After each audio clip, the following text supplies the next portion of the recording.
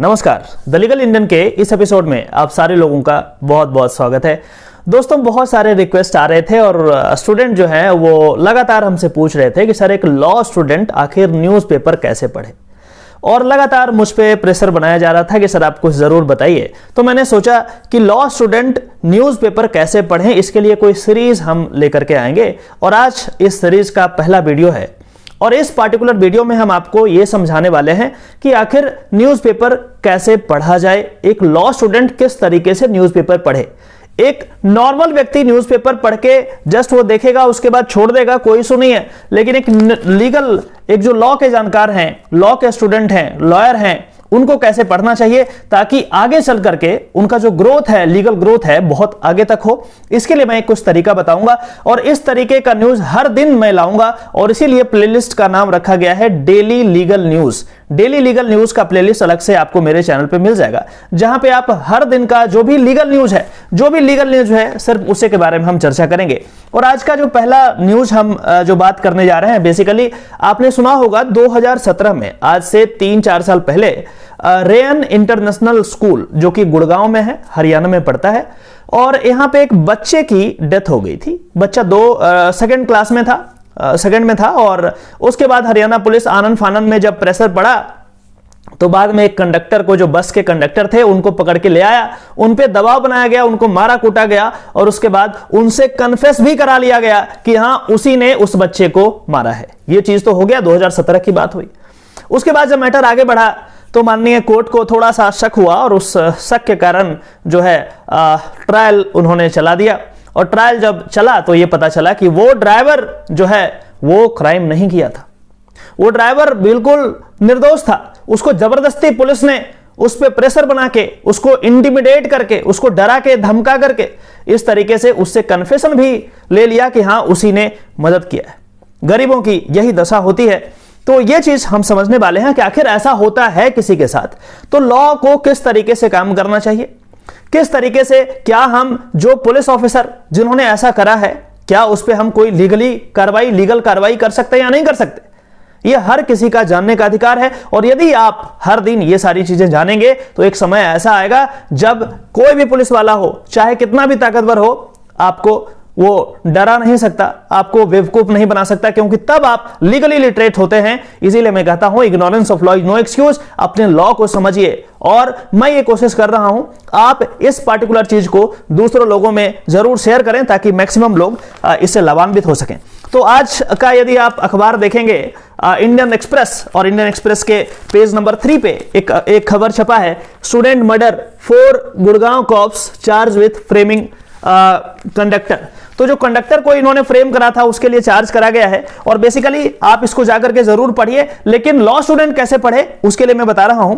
यहां पे कहा गया है सीबीआई का चार्ज सौंपा गया। जब यह कन्फ्लिक्ट ऑफ इंटरेस्ट हो गया तो हरियाणा पुलिस से केस वापस लेकर के सीबीआई को दिया गया।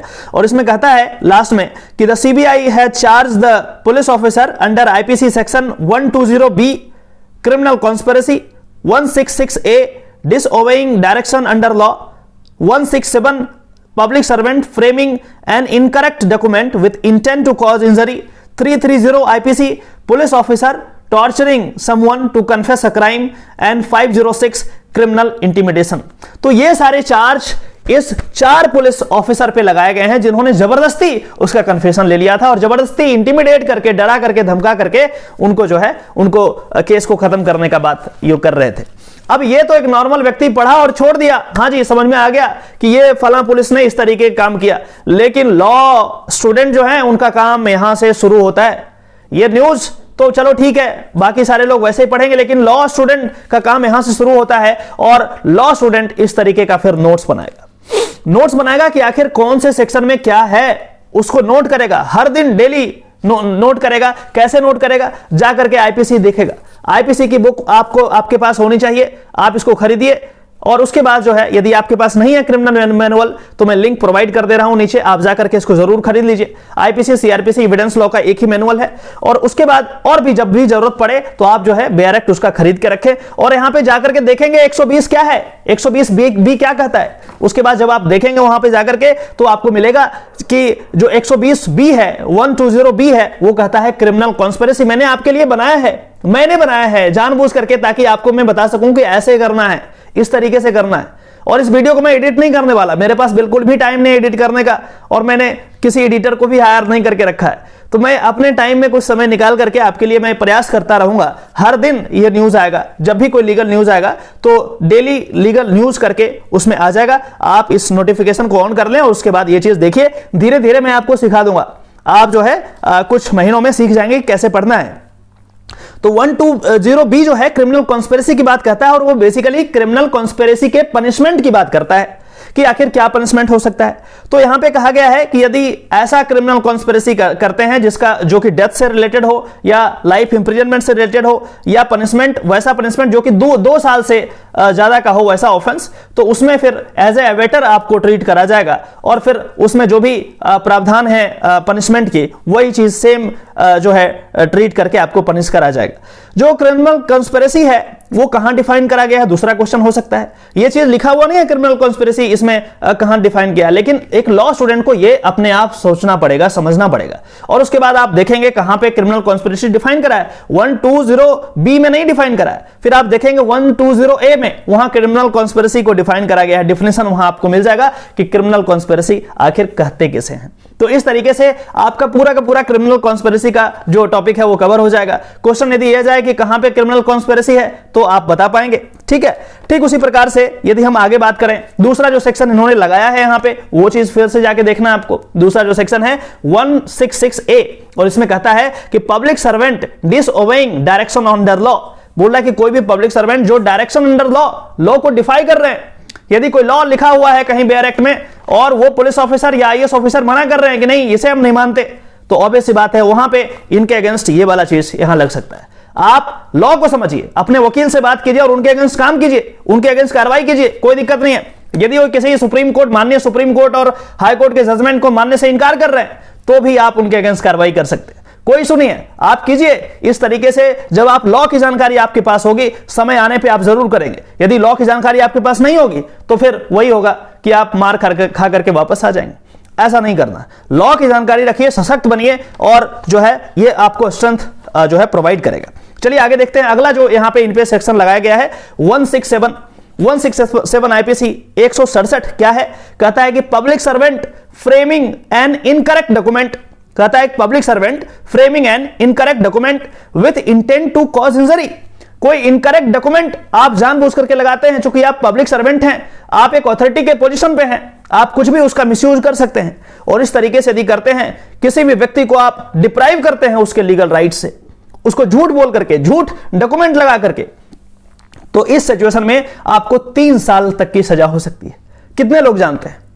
आप सारे लोगों को ये सारी चीजें जाननी चाहिए, और यदि ऐसा जानेंगे तो कोई भी पुलिस वाला, कोई भी ऑफिसर, चाहे वो कितना ही बड़ा रैंक का क्यों ना हो, आपके साथ फिर वो इलीगल काम नहीं करेगा, और करेगा तो फिर हमारे पास रेमेडी है। आप कोर्ट में उनके अगेंस्ट कंप्लेन कीजिए, आप उनके अगेंस्ट जो है FIR कर सकते हैं, और नहीं करे तो अपने लॉयर से मिलिए, वहां से कुछ ना कुछ जरूर मिल जाएगा। फिर अगला जो चार्ज इन चारों पुलिस ऑफिसर पे लगाया गया है वो है सेक्शन 330 IPC। वो कहता है voluntarily causing hurt to extort confession और to compel restoration of property. इसमें कहा गया है कि आप किसी को जबरदस्ती कंपेल करते हैं कि किसी चीज को वो कन्फेस करे। जैसे कि ड्राइवर को इन्होंने करा दिया, मार के जबरदस्ती प्रेशर बना करके करा दिया, और ड्राइवर बेचारा गरीब आदमी वो मान लिया कि हाँ जी मैंने ही करा है, माफ करो, गलती हो गया, जबकि उन्होंने कुछ नहीं करा था। बाद में पता चला जब जज साहब ने शक हुआ तो। और इस सिचुएशन में यदि आप ऐसा करते हैं, पब्लिक अथॉरिटी यदि ऐसा करती है, जबरदस्ती कंपेल करती है आपको, इस सिचुएशन में अप टू 7 साल, अप टू 7 इयर्स पनिशमेंट का प्रावधान है। तो आप डरिए मत, बिल्कुल नहीं डरना है। लॉ की जानकारी रहेगी, आप स्ट्रेंथन फील करेंगे, आपको अंदर से शक्ति मिलेगी, ठीक है, और फिर किसी से डरने लगेगा फिर, यदि आप लॉफुली काम करेंगे तो। अगला जो इसमें चार्ज लगाया गया है सेक्शन 506, जो कि कहता है कि क्रिमिनल इंटिमिडेशन, कोई डरा रहा है, धमका रहा है, आपको धमकी दे रहा है कि मार देंगे, रेप कर देंगे या कुछ इस तरीके की बातें, तो वहां पे ये सेक्शन यहां पे आता है। और इसमें भी अप टू 7 इयर्स, अलग अलग प्रोविजन है इसमें, अलग अलग तरीके का होता है। अप टू 7 इयर्स का इसमें भी प्रोविजन है, 7 साल तक इसमें भी जेल हो सकती है। तो फिलहाल इस न्यूज को आप देखेंगे तो बड़ा आसान सा लगेगा, और यूजुअली आप छोड़ देंगे इसको कि चलो ठीक है ऐसे ही पढ़ लेते हैं, कि लॉ स्टूडेंट ऐसे नहीं छोड़ सकते। बाकी सारे लोगों का जहां से काम खत्म होता है वहां से एक लॉ स्टूडेंट का, एक लॉयर का काम शुरू होता है। और आपको इतना मशक्कत करना पड़ेगा, इतना मेहनत करना पड़ेगा, हर दिन करना पड़ेगा, तभी आप लॉ को समझ पाएंगे, डीपली समझ पाएंगे, उसमें टाइम देना पड़ेगा। और यदि आप वैसे पढ़ के आप 2 पैराग्राफ पढ़े और छोड़ दिए जैसे कि बाकी सब लोग करते हैं, तो फिर ऐसे नहीं होगा। तो मैं इस पार्टिकुलर सीरीज में मैं लगातार आपको बताता रहूंगा कि आखिर किस तरीके से न्यूज़पेपर पढ़ना चाहिए। और हर दिन का, डेली का जो अखबार है, जब भी मुझे समय मिलेगा इसी प्लेलिस्ट में मैं ऐड करता जाऊंगा।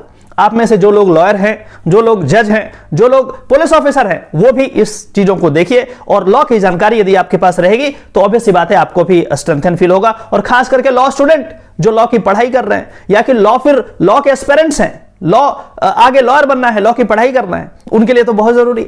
तो इस तरीके से यदि आप करेंगे तो मैं एक नया सीरीज लेकर के आया हूं। आप मुझे जरूर कमेंट बॉक्स में बताइए कि यह सीरीज कैसा लगा आपको, क्या आपको कुछ सीखने को मिला, आपको पता चला कि लॉ की जानकारी किस तरीके से हमें पढ़ना चाहिए। क्वेश्चन इसी पे आ सकता है कि कॉन्स्पिरेसी कहां डिफाइंड है, तो आप कर देंगे, है ना। क्वेश्चन इस तरीके से आ सकता है कि आईएएस ऑफिसर इस तरीके का काम किया है, आप कहां इनका कंप्लेन कर सकते हैं, किस सेक्शन के अंदर कर सकते हैं। तो ये लॉन्ग रन में जो है ना आपको बहुत मदद करने वाला है। धीरे धीरे आपको बहुत सारी जानकारी हो जाएगी, ठीक है। तो चलिए फिर से हम लगातार हर दिन या फिर जब भी लीगल न्यूज आएगा न्यूज़पेपर में, इंडियन एक्सप्रेस और द हिंदू दोनों में जो इंपॉर्टेंट होगा उस पर लगातार हम इस तरीके का वीडियो बनाते रहेंगे। आप जरूर कमेंट करके बताइए कि ये सीरीज कैसा लगा, ये कैसा लगा वीडियो, और इस तरीके का काम मुझे करना चाहिए आगे, क्योंकि ये मैं अपना प्रीशियस टाइम निकाल करके आपके लिए कर रहा हूं। तो जब तक कमेंट आप नहीं करेंगे, जब तक इस वीडियो को लोगों तक नहीं शेयर करेंगे, तब तक मेरा मोटिवेशन नहीं बन पाएगा और मैं डिमोटिवेट हो जाऊंगा। तो फिर इस तरीके को आगे मैं बढ़ा पाऊं या नहीं बढ़ा पाऊं, फिर उस पर डिपेंड करता है। तो आप जरूर इस वीडियो को शेयर करें अपने उन तमाम दोस्तों के साथ जो लॉ के जानकार हैं, लॉ की जानकारी रखना चाहते हैं, लॉ करना चाहते हैं, ठीक है। तो चलिए फिर से मिलते हैं किसी और टॉपिक में। तब तक के लिए नमस्कार, अपना ध्यान रखिए, जय हिंद।